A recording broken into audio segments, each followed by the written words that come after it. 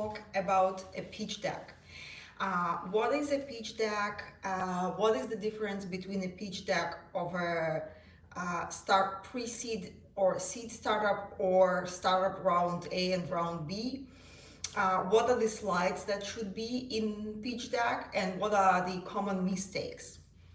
So before I start, let's think about what is a pitch deck.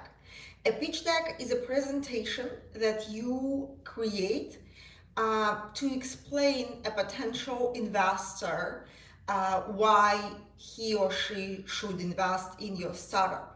What is your startup about? What's the traction? How much money you want? Who is on the team, etc. And that's pitch deck for investors. There are also pitch decks that can be, or decks, for example, sales decks. This is also a deck, but it's a completely different deck. There won't be slides about investment or maybe about the problem in general. There will be different slides, but today we talk only about a pitch deck. So what are the slides that should be in pitch deck? This is the first slide is always a one-liner where you explain using just one line. You explain what your startup is building. For example, Uber is a taxi that you can get in one click on your app. That should be very simple. So your grandma should be able to understand what your startup is doing. That's the first slide, one-liner. Second slide is always talking about the problem, because every startup should be built based on some problem that exists on the market. First, you find the problem, and only after you found the problem, you build a solution for this problem. So you have to show that this is the problem, it's quite big, it's huge, and that's how we're gonna solve it. So when you describe the problem, for example, Uber, well, taxi is very expensive, not convenient, you have to, millions of people every day wait for their taxi for 20 minutes or 30 minutes, and they pay some enormous money for that. So that's the problem. Second slide is the solution. So how are you gonna solve this problem? What is the solution for your problem? And here you can explain in more detail. Okay, there is a smartphone, and we can use smartphone to connect drivers with those who want to ride. And it's going to be a very easy to use app. And it's going to be cheaper because we connect many people who have a car with many people who are willing to drive. So it's kind of a connection that is done with an IT solution. So that's how you explain your solution. And that's going to be next slide. After that, you can talk more about your product. And if you have some MVP, it's a good idea to make some screenshots and show your MVP on slides. Maybe you can, if you don't have it yet, you can draw it in Miro, for example, or use any whiteboard to draw how your MVP is going to look like. If you have some hardware or real physical product, you can make some pictures. Or you can again just draw a sketch, but you have to show how your product is going to look like, what is there inside your product. Then you have to absolutely talk about the market size, and the market itself and market size. And usually for startups, market should be at least $1 billion. It's good if it's more than 10 billion.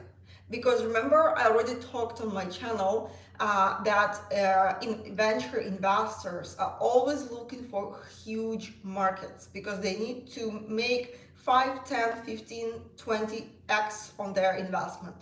So the market where your clients are. For example, people who ride taxi every day, and you can find these statistics, how many people in big cities ride taxi in the US, for example, or in Latin America, etc. So you describe your market on this slide, showing investors that you understand where your clients sit, who they are, what market are you dealing with. After that, you talk about business model. Business model is how you're gonna earn money, from where you're gonna get money. Is it commission on every ride that happens? Do you earn money because you sell ads on your app? Do you just create product and add some markup and sell it? How you make money? So that's something investors also want to understand, because they want to understand where the revenue is going to come from and how they will see that your startup is growing, that you understand your business model quite well. And there are many business models on the market. After that, you can talk about competitors, because there are always you always have competitors, and these can be direct competitors and indirect competitors. Direct competitors are those who already operate in that market and have a very alike business model to what you have. Indirect competitors is something that is completely different, but might take your customers from you. For example, even if you create a game app, your indirect competition can be reading books or playing with kids or watching Netflix, because people might choose between playing a game you created, or going out or playing Netflix or using Meta glasses, etc. So these are all your indirect competition, and you have to understand how or what will be the pains that people have inside that make them use your game, play your game instead of Netflix. What is the pain there? You have to understand that quite well. So never tell an investor that you don't have competition. That's just, it's not correct. An investor will see that you don't understand it, and if you don't know about your competitors, that's a very weak position. A much stronger position is to say, I do have competition, and these are the criteria where we compete. For example, price or time span or something else, and we are better here, there, and there. It's much better to show that you know about your competition and you know your strengths and weaknesses. And then you can talk about your clients, and that's actually the difference between a startup of a pre-seed stage and startup of round A, round B, etc. If you have clients, if you have first sales, show that on slides. That is called traction, and that is a very strong position if you have traction and if you can show it and show some use cases. So after that, you can talk about the team, and remember, talking about the team is the most important slide. So idea, market, and team are three pillars of a startup. And pre-seed and seed round startups, they haven't proved the idea yet. They haven't proved that their product, the market needs their product. But what investors are looking at is they're looking at the team, because they invest their money into people, into the team that can build a product, pivot if needed, make some iterations and build it again. And usually investors invest in people at round pre-seed and seed rounds, because the hypothesis is not proven yet, but people are there. So it's very important to show on this slide what are the skills of each person on a team. And these skills should be complementary. So for example, if I am a CTO, I need a CEO who is gonna sell to partners, clients, investors, first employees, and I build the product. Maybe we also need a product manager who is going to test hypotheses and talk to clients. And maybe we need someone who's going to sell to clients as well, like commercial director. So the team should be with complementary skills. If you have 2 engineers on a team, it's not a full team. You need someone who is going to sell. You need someone who is going to talk to clients. You need someone who is going to talk to first employees and attract them. You can't just be 2 engineers. That's not a very full team. So make sure your people on the team have complementary skills, and you show that on a slide. You explain, you show their previous experience and how it can be connected to the current idea. And also you can have a slide with investments where you tell how much money you're looking for, but never ever talk about evaluation of your startup on slides.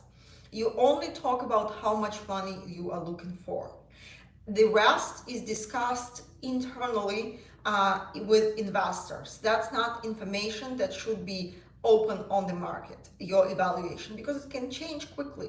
You get another client and you can raise under higher valuation. So make sure you don't talk about valuation.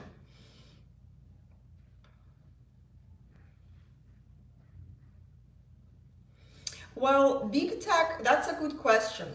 Big tech, big company in general is less flexible than a startup.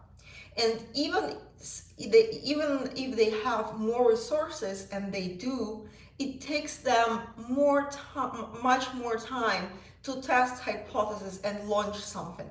And if your startup one day becomes a big company, you will feel that. So that is why big companies quite often buy startups, because they understand that it's easier for them to go ahead and buy this target rather than build it internally. It's just easier. They quite often, big tech companies buy teams and buy ideas, and sometimes buy competitors. So you can tell investor, well, I think it's in general, it's obvious. Investors know that why startups sometimes build something that big tech companies can't build, and big tech companies can buy them. So you can tell your investors that you might be a target for future acquisition by this and that company, and that is going to be a very strong conversation. Yes, Google has more resources, but it's going to take a long time for Google to launch something sometimes that a startup can do overnight. And that's a good thing, because this investor will have an exit. If he sees, okay, Google can buy this startup, that's an exit for him in the future. So you can use it as a strong point, saying that I think Google will buy me in a couple of years or in a year because I built something they might need. Don't be afraid of questions like that. If a big company hasn't built something, it doesn't mean it shouldn't exist. Like, every day, hundreds of mergers and acquisitions happen because some startups build something big companies can't build. Okay, after your pitch deck, I hope I answered your question. After your pitch deck, after 8-10 slides, you can include appendix. Appendix is a part of your pitch deck where you can add all the details about your product that you don't want to add to the main presentation, like financial model if you want. If you have a very difficult IT, like complicated IT product, you can add more details about it. So it's kind of, appendix is a good thing to be prepared for questions. Because if you pitch in front of the audience, there will be questions afterwards. And you want to make sure you kind of prepared for every question that might happen, and you can add slides to help you answer the questions. So that's the structure. Let's talk about the difference between pre-seed, seed startups pitch deck, and pitch deck of startup of round A, B, C, etc. The main difference is that starting from round A, you have to have traction. Round A is raised when you have 1 million ARR, annual recurring revenue. So you have to have at least 50 to 100K MRR monthly. Thank you. So when you have pre-seed and seed startups, you basically don't have any revenue. And if you don't have any revenue, it's a weak position, but that's the way it happens when you have pre-seed and seed startups. So you basically create a presentation based on the structure I just discussed. When you have startup, series A, B, and C startup, you can't present like that. You can't pitch like that. You need more slides about traction. And traction, this is clients, partners, revenue, if you have profit maybe, growth rates, retention, churn, etc. Everything that is talking about how well you develop your product, how well you sell, how many more clients you have. Everything that talks about it should be on slides. And it's good if you have several use cases. For example, I have 2 to 3 main clients portraits. This is the use case number 1. This is the use case number 2. Names of companies and some details about traction. That's a very strong point when you already try to raise round A, B, etc. If you want, I can show you our presentation of my startup, how we present with current clients. I can make a video like that. And last thing I want to discuss is mistakes. What are usually the main mistakes that people do? First of all, too many slides. The optimum number of slides is from 8 to 10, not more. Then too much text. You have to understand one thing. When you present, the audience is either listening or reading. They can't do both at the same time. So if you make too much information on slides and you present, people either don't listen to you or they don't read. And too many words just make us sleepy. So make very short sentences on each slide, showing the main idea of your slide. Very difficult descriptions, notions. There are difficult, or I would say complicated products on the market, especially in IT. And if you describe your product or your solution in a very complicated way, investors won't understand. Investors are people who are professionals in finance, in investing, earning money, etc. They are not professionals in your industry. They want you to explain them what you are building, and your grandmother should understand that. So before you pitch, call your grandmother or your kids and tell them what you build. If they understand, that means you are on the right way. Numbers and financial models. Usually we don't add that to the slides because these are many numbers and you just don't have time. Pitch deck is usually 3-5 minutes. You just don't have time to explain all these financials. If you have revenue, just show this number. For example, year-to-year growth or month-to-month growth of your revenue. If you have clients, show numbers and the growth. That's enough. You don't need to include all the financials to the presentation. Keep it in the appendix if you need that for the question part. No team slide or very little information about your team. Your team is your basic asset when you are pre-seed, seed round startup. You need to show people because investors invest in people because you still don't have any revenue, still haven't proven your hypothesis. So investors invest in you. Use this slide to show why you are so special as a team of people, why you have these complementary skills and you are the best team to hack this market. So that's a very important slide. And no traction. Unfortunately, it's very difficult to raise money without no traction. And without just an idea saying, oh, I have such a great idea, give me some money. Unfortunately, that doesn't work, especially now when we have all crises, inflations, wars, etc. So you have to first prove the hypothesis. Create very cheap MVP. Go and do customer development talks and show some traction. And the last thing I want to talk about is that Pitch deck is not something you create once and you forget. Pitch deck is something that evolves every second week. So you have to update your pitch deck at least once a month or maybe twice a month. And a good way to do that is, of course, to sell, try and sell your product and show some traction, but also to do customer development talks, because the more you talk with your potential clients, the more you understand about your market. And if you understand more about your market, show that on slides, and people will see, investors will see that you are a professional in this industry, and it's less scary to invest into professionals than into people that just say, oh, you know what, I have this great idea, invest in me. So that concludes my talk. I hope that was a good talk and you learned something from that. Give me some comments, some likes if you want me to do more live videos where we can do questions and answers. Thank you so much. Have a great day.